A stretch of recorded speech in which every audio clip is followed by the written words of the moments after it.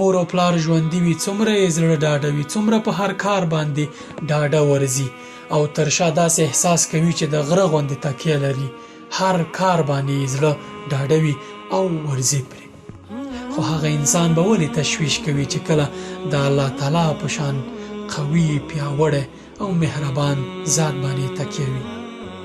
هغه ذات چې تر مور 24 چنده مهربان دی، هغه ذات چې د دې دنیا د ټولو امکاناتو واک په لاس کې دی، د دنیا ټولې خزانې په واک کې دي، ستا نفس او ستا هر څه په امکان کې دي، نو بیا ولې تشویش لري ای زما مسلمان وروره؟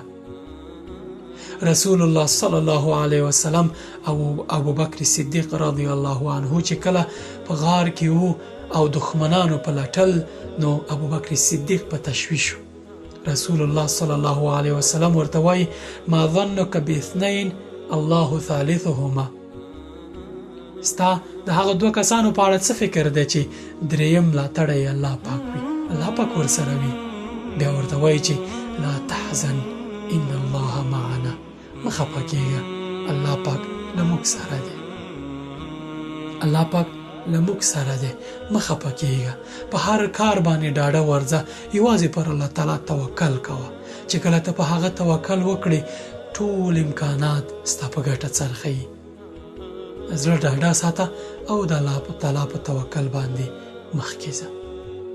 السلام علیکم.